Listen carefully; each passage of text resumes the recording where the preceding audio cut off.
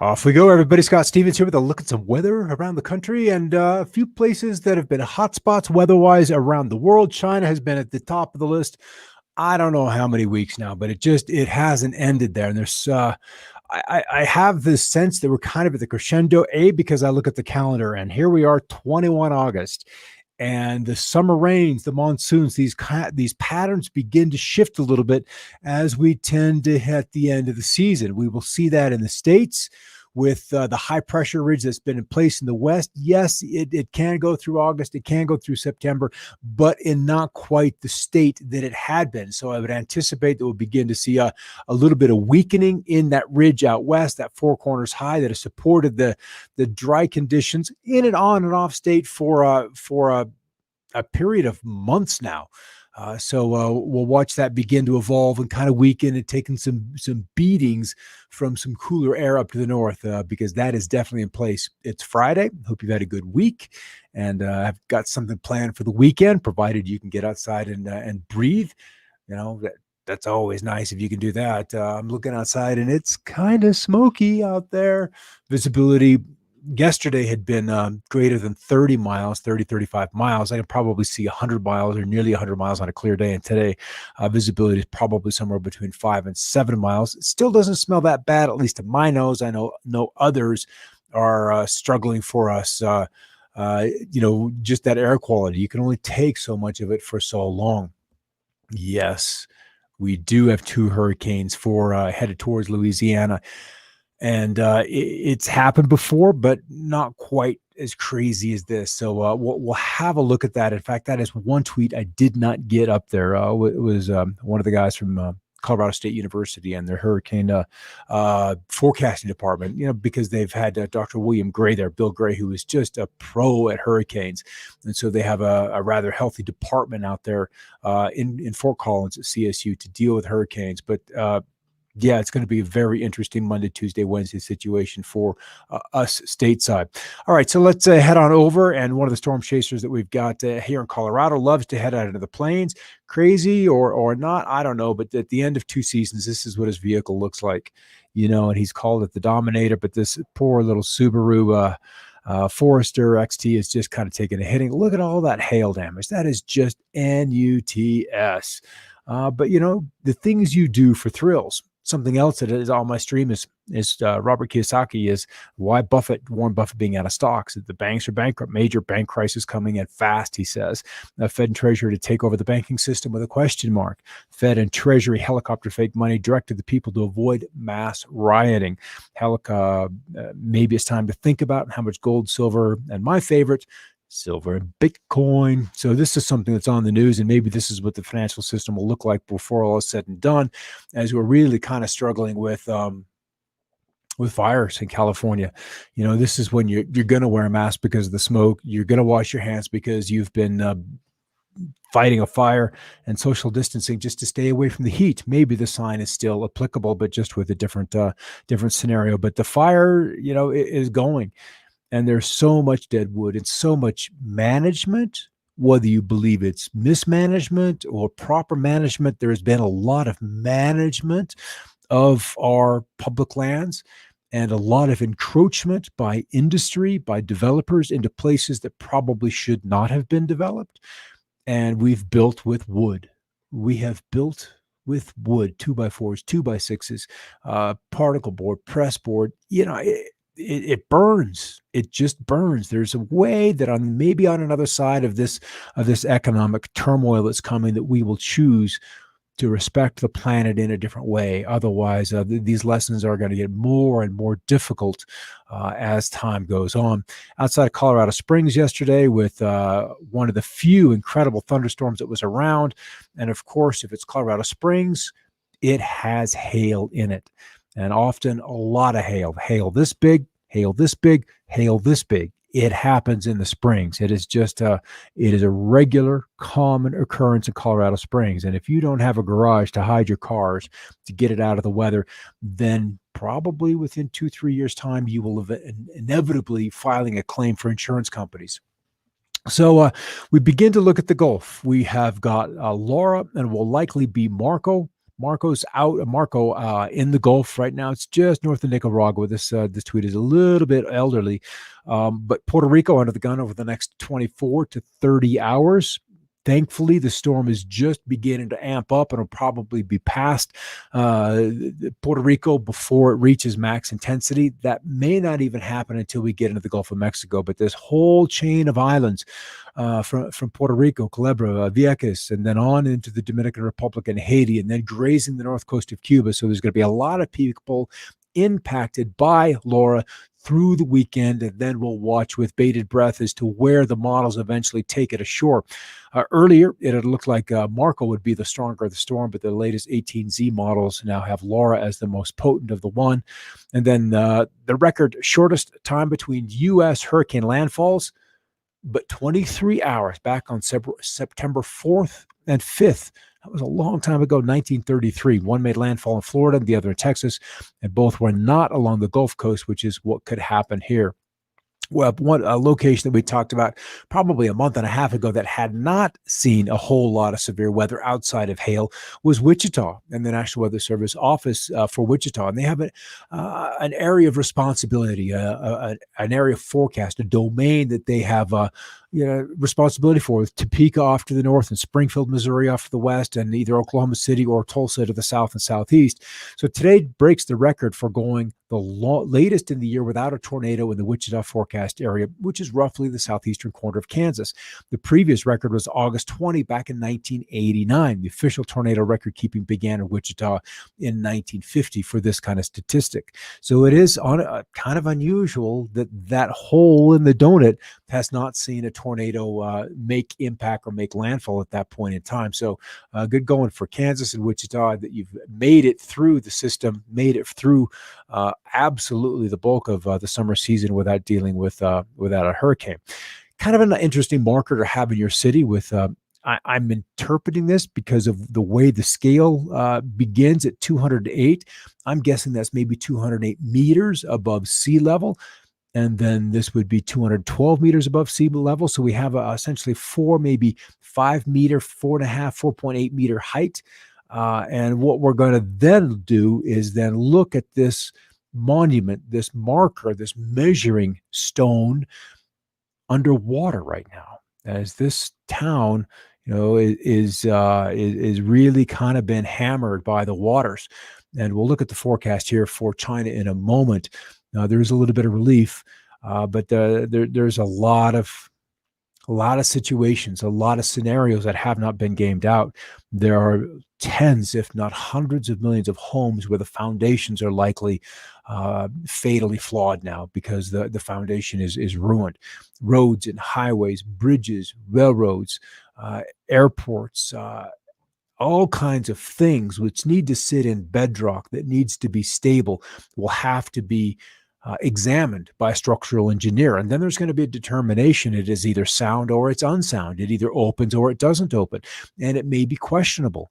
And there will probably be a lot of structures that are given the green light to open and operate that shouldn't be, simply because you would need to then just tear down cities, tear down highways, tear down railroad stations, tear down ports because they are structurally unsound.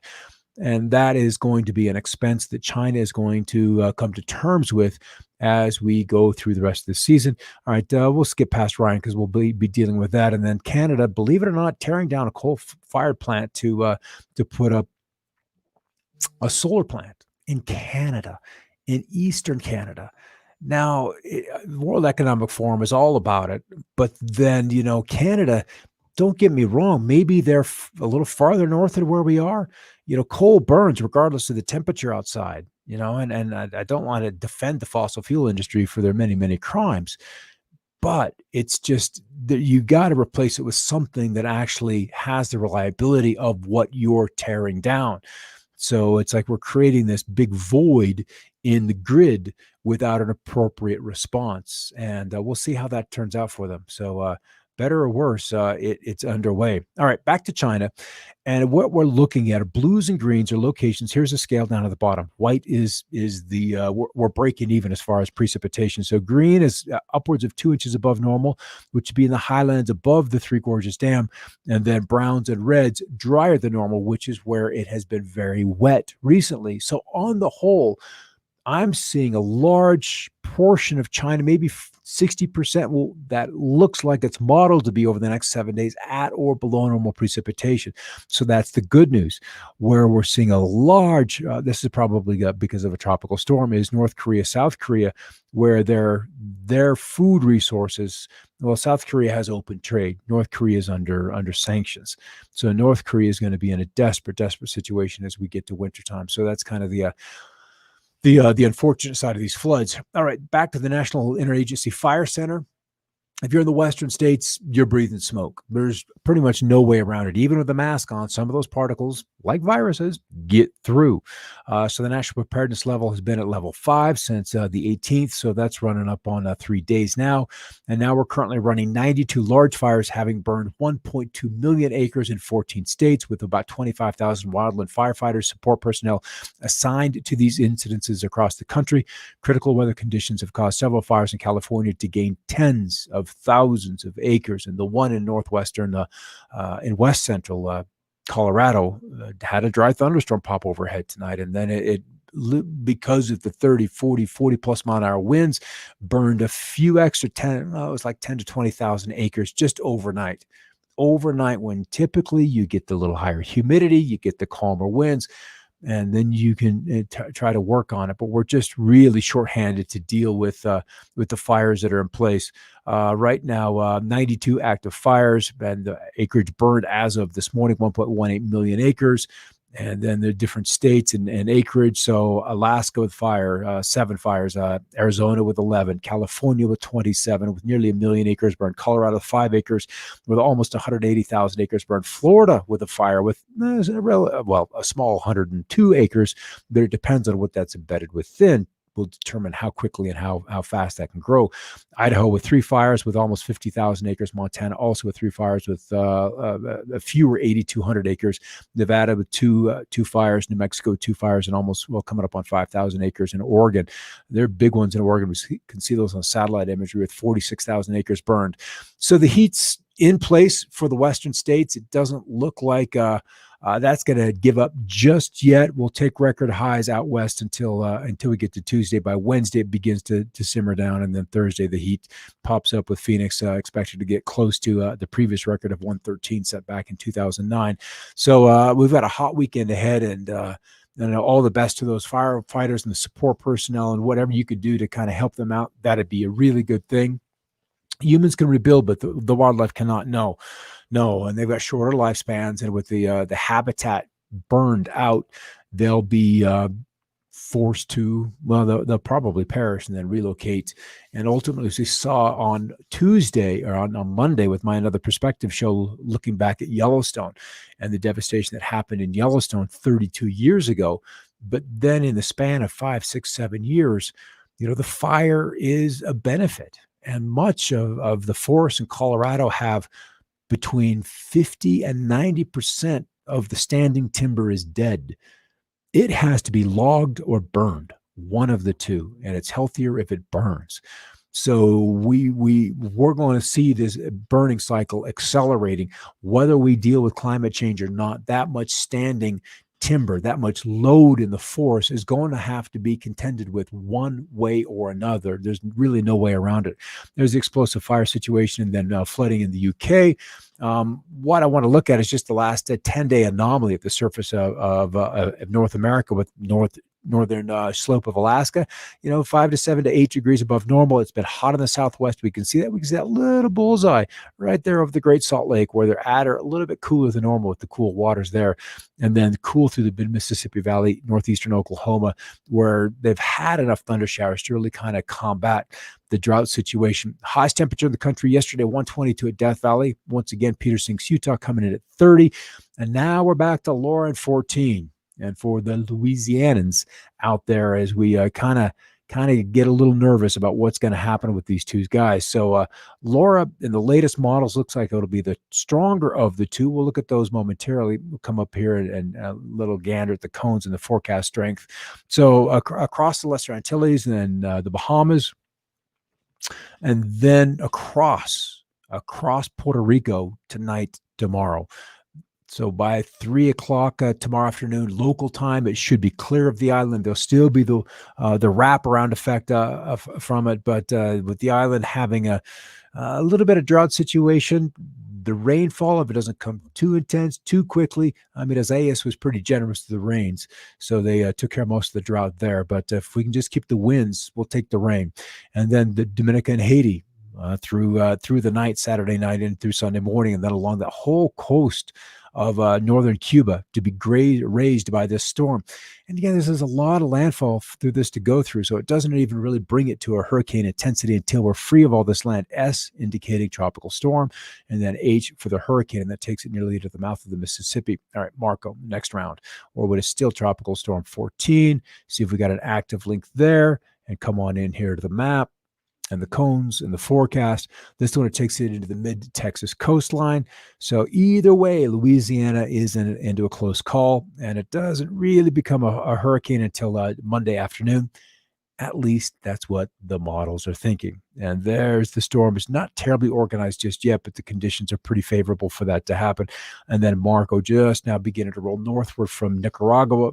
And we'll watch that closely. All right, temperatures, not as hot as yesterday.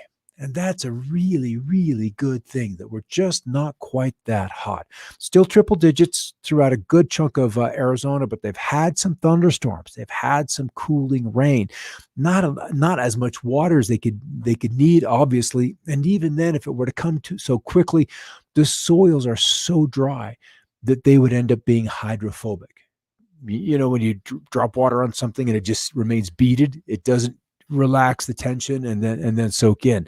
We're just so dry and so baked that's the state of the soils there. Much cooler in the east. 68 74 in Memphis. It's cool in Tennessee. It's really kind of a sweet break from the heat of summer, and there's also the rains, the clouds protecting them from that heat, and then a nice little line of thunderstorms coming through Oklahoma City, and then to the western side of the state, and then even into northeastern New Mexico. Truth or consequences, Las Vegas, New Mexico, with some showers, and then over towards the northern rim. Flagstaff kind of coolish today, and some storms. Hopefully they'll stick together and they'll get to Prescott, cool those off. You know, any kind of summer thunderstorm is a bit of relief, and we've got dew points that it's shaded in the green. That means we're at or above 60 degrees or nearly so into the southwest, and also trying to impinge upon the coastal areas of Washington and Oregon. But the big slug of heat has kind of had the guts punched out of it. And we've got this stationary front. How often do we see a stationary front making it all the way to the Gulf Coast? This is the third one this month. Third one. And we're just beginning the last third of August. So that in some ways is kind of unprecedented, that we're getting this cool northerly breeze that has made it all the way to the Gulf Coast.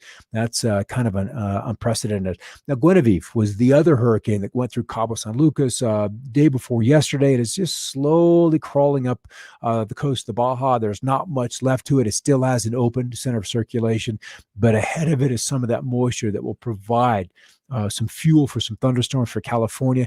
Hopefully it's enough and we get some wetting storms and not just ending up with like a lightning complex. But look at the bloody extent of this smoke all the way into southwest Wyoming, covering the bulk of Idaho except for the Panhandle, and then already coming into western Minnesota, covering much of the Great Lake or the Central Plains states, and then we'll continue to spread east over the coming days. Let's come on in here. We can see the fires just kind of roaring through Northern California. Got a big one here, the smoke that I'm under the one out of Colorado Springs. I want to come in here just a little bit closer. Let's come in nice and close. Yeah, this will probably do it, this one. No, maybe not. We've got the smoke, Santa Cruz and south of the Bay Area, but it's this fire here. Let's hit this once again. Come on up here. Just because as we get tonight, there's so much wood that can be burned. And look at all these little small incidences. They're not all connected to one. It's not just one fire. It's so many boundaries, so many borders that they have to clear and try to protect and to kind of ring in. It's just exhausting. So this product really begins to show up nicely as we move into the evening hours to show you where the hot and that is happening. All right, I'm going to completely flip the story here. And what we're looking at are the black lines of the surface pressures, where we've got equal areas of pressure. It's like a topographical map. Instead of looking at mountain terrain, we're looking at surface pressure. The bigger ridges of high pressure, you have circles up, and then you have deeper low pressure. The same thing, the contours go down. And then the green is precipitation to fall over a 6-day period of time. But it's the arrival of fall that begins to show up with okay, here's Laura in the Gulf Wednesday. Can you believe it? That far out, it kind of just scoots along Cuba right down and through here.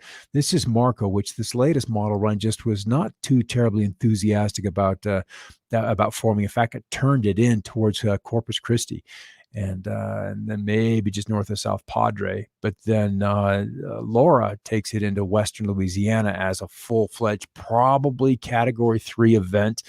But then it's this blue as we cross from August into September. Look at all of that blue. That is snow falling, and this big old transitional storm from a warm event into a rather snowy event. So we're going to start to throw some snow down on those southern British Columbia, southern Alberta mountains here, and then the tropics south of Baja. There's 2 events right in through here, and then this little curious guy coming in on the backside of this Bermuda high that sits off of Bermuda, kind of driving on the easterlies towards the Carolinas. It doesn't quite make it a short lease this far out, but what I want to go through here, and then this is a whole nother event towards just after Labor Day weekend, and we've got this little 540 line. Can you see that right there? This little blue dash thing. That is the rain snow line. And so we're beginning to see that show up in a couple of places. All right, I'm going to go to total precipitation. I'm going to go all the way out to the end, run this out 14 days so you can kind of get an idea where you are. Canada has had such a wet summer. If this grand solar minimum is a real thing, this will end up down here. This cooler, all the summer rains will end up in the northern plains. And then the heat will shift farther south, and then the Mexican mountains will be drier, the Caribbean will be drier. So we'll shift everything southward by about 1,000 miles. That would be kind of curious to see how this develops, and it'll happen in our lifetime. There's just no way around that. It's going to happen in our lifetime. One way or another, this will resolve. So already tonight, we're beginning to paint a little snow in these mountains in British Columbia, just north of Vancouver Island. And I do not want the ratio. I want the total accumulated, Mr. Scott, right there. Total, that's the one. You think I know my way around these maps by now. So as this thing begins to download, we'll see this snow show up and then pile up all the way to the end. Some snow up here as well. But look at these totals: 27 inches, 42 inches, 31, 17, 20 inches. So there's going to be some snow showing up on these higher terrains of British Columbia. That's, love it or not, that's kind of what's common. And there's the deep low off the northwest coast. Part of it breaks off and scoots quickly inland while this big high hangs in across the southwest. It just does not want to let go. We've got our 2 tropical storms coming in here. And as we get to Tuesday, Thursday, it's going to be an active week. And then this is the beast with a big high popping up behind it all the way to the north Arctic slope. Big high there. And then that just dislodges all the cool that should be up there. And it just kind of wraps in behind this low that's going to be angling across Western Canada and setting the stage for probably the first significant North American snow for the winter, or for the beginning of the season. Because in my eyes, summer ended back on the 5th of August. And we are to the point where, let's just come over here, where we're into fall season from 5 August to 5 November. Winter begins at 5 November and then runs through the 5th of February. These are solar seasons, not the the religious, 21st of December is the winter solstice. That's ridiculous. The 1st of January to begin the season as the sun climbs up. I look forward to the day that we kind of rework the calendars, because that happens about every 2,000 years. We kind of rework the calendars and get them in alignment with what the astronomy is doing. It's kind of like your horoscopes now. They're a complete house behind. They say the sun is in Gemini when it's still in Taurus, because it's yeah, thousands of years out of date. All right, that's kind of it for Saturday. We had a lot going on. We're going to watch these two hurricanes come out of the Caribbean and move their way into the Gulf of Mexico by Monday. One will be there by tomorrow, but by Monday we'll have a much better idea of where, when, and who, and then a grasp on this first kind of winter event for Western Canada. We'll watch that rather closely, because that portends the beginning of the end of the growing season for these more northerly latitudes. All right, so that's kind of it for the day. Have any questions? I see you guys, a few of you on there for this afternoon, and it's been a good week. It's been a good week. China, I'm hoping that the models we showed you a bit ago will begin to wind down their flooding, and they can begin to make an assessment of things before the dam breaks. Because if they were to have to go through another 10, 15 days of this kind of rain, they would, just because of the foundations and the sloppiness and the sogginess of the edges of the dams, there's going to be some weakness. And if there's that much pressure, there'd be some cavitation and some seepage at the bottoms. And then once that begins to leak, failure can happen frighteningly quickly. And there probably aren't enough sirens to alert everybody. And then where do you go if all your roads and bridges are flooded out? It's really a no-win situation for the folks over there. I'm seriously concerned about how that's going to completely play out. They put a lot of cards into the hands of these engineers to build this dam, and granted, I think it was in 2008, it generated over a terawatt worth of electricity, like 1.08 terawatts. It's a lot of power. But at the same time, 1.7 cubic miles of water is flowing into that dam, into that pond, into that pool upstream of the dam every single day. So it's a lot of water. It's a lot of risk that they've put in those engineers' hands. All right, that's it for the day. Good to see you guys coming on in there. And I'll catch you on Monday. Got another perspective, another one of those shows at 6 o'clock Mountain Time.